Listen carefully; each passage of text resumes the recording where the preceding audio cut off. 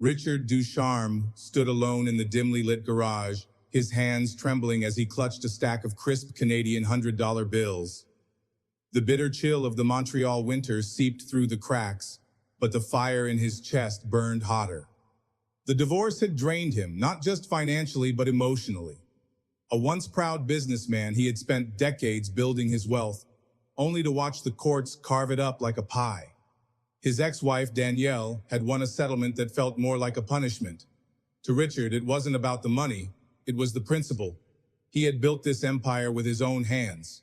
Why should she get half? The fluorescent light flickered overhead as he paced back and forth, staring at the money piled on the metal workbench. He had withdrawn it all in cash, $1 million, neatly stacked. Tangible proof of his life's work. His lawyer had warned him, his accountant had begged him, but no one truly understood the depth of his rage. The court had ruled against him, and that meant handing over what he had bled for. His breath was uneven as he reached for the lighter fluid. The smell of gasoline filled the air, sharp and acrid. The bills, once symbols of power and success, now looked meaningless. His mind raced. He could donate it, he could hide it. But no, he wanted to make a statement that couldn't be undone. A statement no court could reverse. With a flick of his lighter, the first flame danced to life. The orange glow flickered in his dark eyes, mirroring the storm inside him. And then, without hesitation, he dropped it. The fire caught instantly. Flames licked the edges of the bills, curling them into blackened, useless ash. The heat surged, the blaze roaring to life, swallowing the money faster than he had anticipated. His heart pounded. He should have felt satisfaction, freedom. But instead, as the fire reflected in his wide, unblinking eyes, he felt something else entirely. Something he hadn't expected. Something that sent a cold, sinking feeling straight to his gut. Something that made him realize this was only the beginning. The flames had died down, but the acrid smell of burnt money still lingered in the air. Richard Ducharme stood motionless, staring at the pile of blackened ash where $1 million had once existed. His chest rose and fell with heavy breaths, his body frozen in a mix of adrenaline and uncertainty. He had expected to feel relief, triumph, even. But as the garage filled with eerie silence, a creeping unease settled over him.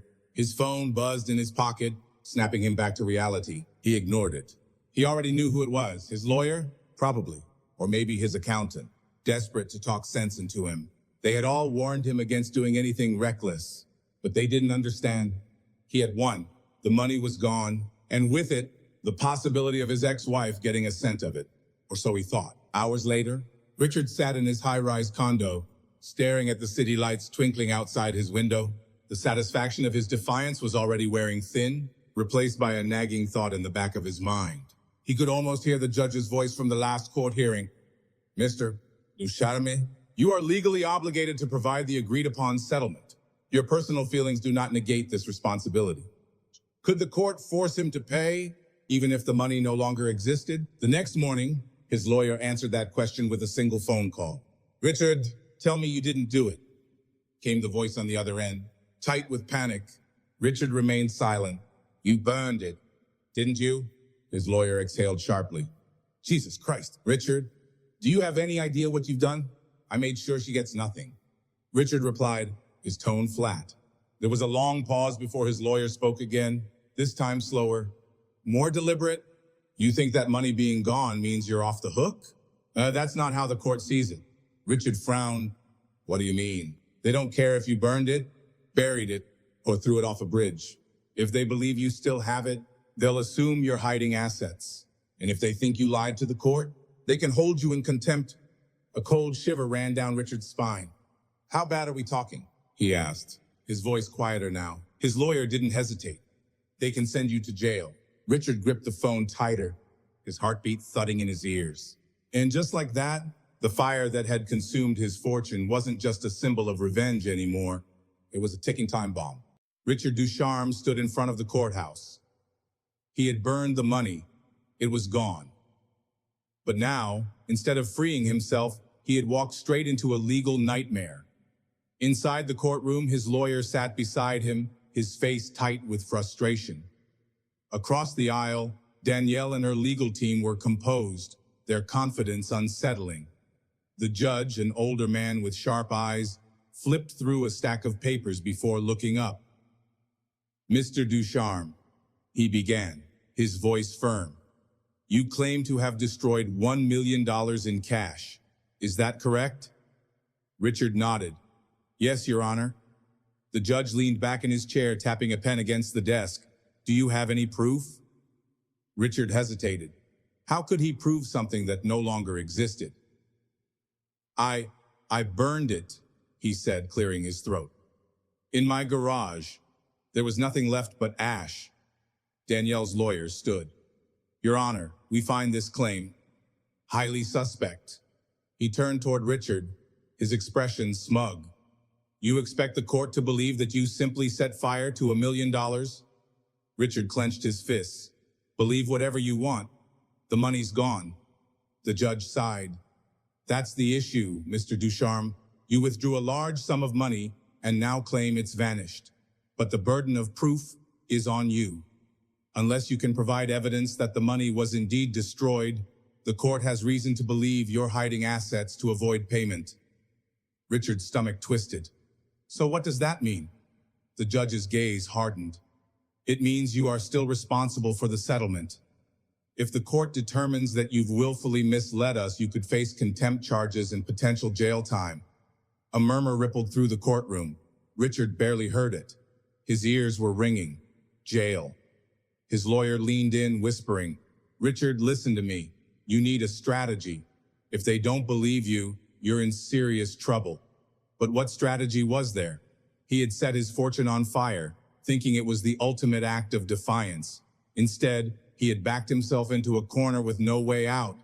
The judge's voice cut through his thoughts. "You have 1 week to provide evidence supporting your claim. If you fail to do so, the court will proceed accordingly." The gavel slammed. Richard stood numb as the reality of his situation sank in. This wasn't over. It was just beginning. Richard Ducharme sat in his lawyer's office, his jaw clenched, eyes fixed on the city skyline beyond the frosted glass windows. The weight of his decision pressed down on him like an iron vice. Across the desk, his lawyer, Stephen Markham, was pacing. His tie was loosened, and frustration radiated from him. "You need proof, Richard," Stephen said, his voice sharp. "Without it, the court assumes you're lying, and if they think you're hiding assets, they'll freeze your accounts, seize your properties, and slap you with a contempt charge. You could go to prison." Richard exhaled slowly. "I can't prove it," he admitted. "I didn't record it, didn't tell anyone beforehand. There's no footage, no witnesses, just ashes." Stephen ran a hand through his hair. "Then you're screwed." Silence filled the room. For the first time since the fire, Richard felt something he hadn't allowed himself to acknowledge. Regret. Not for burning the money, but for how carelessly he had done it. He had been so consumed by spite that he hadn't thought ahead. And now, the court wanted answers that he couldn't provide. $1 million lie with no proof. He leaned forward, gripping the edge of the desk. "There has to be a way out of this." Stephen sighed. "You need a witness, someone credible who can corroborate your story." Richard shook his head. No one else was there. Stephen hesitated, then asked carefully, "Richard, are you sure you want to stick to this story?" Richard's eyes narrowed. "You think I should lie?" "I think," Stephen said, lowering his voice, "that right now, the court sees you as a man who's hiding something, and in their eyes, a liar is worse than a fool. If they don't believe your money was destroyed, they'll assume you stashed it. At this point, the truth doesn't matter. What matters is what they can prove." Richard sat back, his mind racing. If he couldn't prove the money was gone, what would happen? Would they send investigators after him, freeze his accounts, treat him like a criminal? His grip tightened. He had outsmarted the courts once before, building his empire, maneuvering through contracts, always staying one step ahead. And now, he needed a new move. Something bold. Something that would shift the game in his favor. The clock was ticking, and in a week's time, he would either walk free or lose everything. Richard Ducharme had spent his life playing high-stakes games, mergers, acquisitions, risky investments, but this was different. This wasn't business. This was survival. He had 6 days left to prove the unprovable. The news had spread like wildfire. His name was all over the media. Millionaire claims he burned fortune to avoid divorce payout. Where did the money really go? Courts demand proof. The most expensive temper tantrum in history? Reporters had started camping outside his condo. Paparazzi stalked him at every turn. His phone buzzed constantly, calls from journalists, ex-business partners, even strangers offering to help for a cut of the missing money. And then there was the worst call of all.